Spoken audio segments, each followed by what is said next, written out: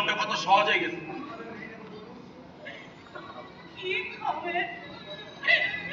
কিভাবে মেনে নেব বলো? জানো আমাকে নিয়ে বেঁচে থাকতো, আমাকে পেতে পিছনে পিছনে ঘুর ঘুর করতো। আজ তারাই আমাকে ছেড়ে চলে গেল। যাবে না? আমি যে তোমার কি কলঙ্কের কাজে আমার সারা অঙ্গে অভিশপ্ত জীবন আমার।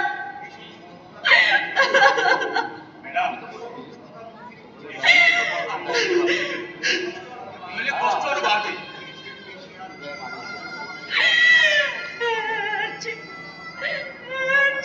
কি বেশি কষ্ট আছে বলো?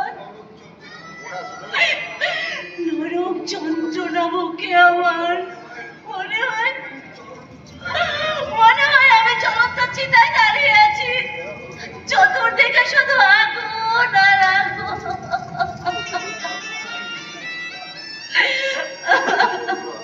আপনার মনের অবস্থা আমি বুঝি, তবুও বলবো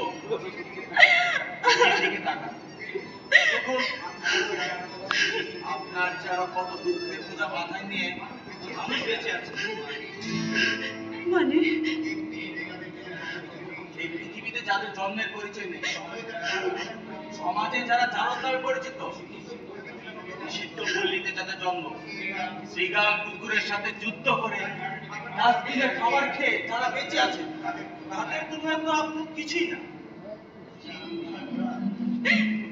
মিস্টার মুরাদ,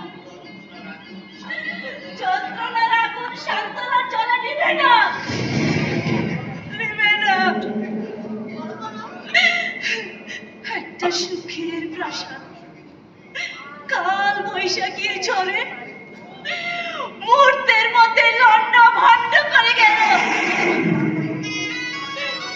নিমিষে চোখের সামনে পৃথিবীর ফিগারটা চেঞ্জ হয়ে গেছে। প্লিজ ম্যাডাম, প্লিজ কাঁদবেন না, দয়া করে একটু শান্ত হন।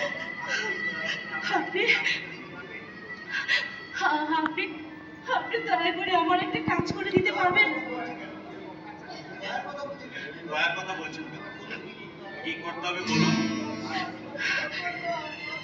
18 বছর আগে এই ফ্যাক্টরির ম্যানেজার কে ছিল, তার নাম ঠিকানা সহ আমাকে দেবেন? কি করবেন এটা? একবার, শুধু একবার ওই মহিলার মুখোমুখি দাঁড়াবো। তাতে তোর তিক্ততা বাড়বে। পারুক,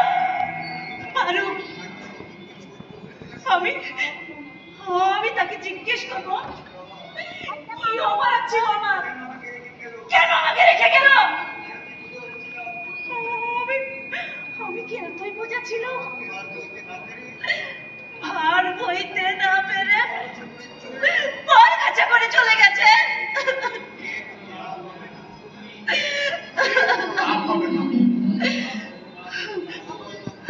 আমি বহুবার মুখ পাঠিয়েছি, ওরা ওখানে নেই। যেখানেই থাকুক আমি তাকে খুঁজে বের করবই করবো।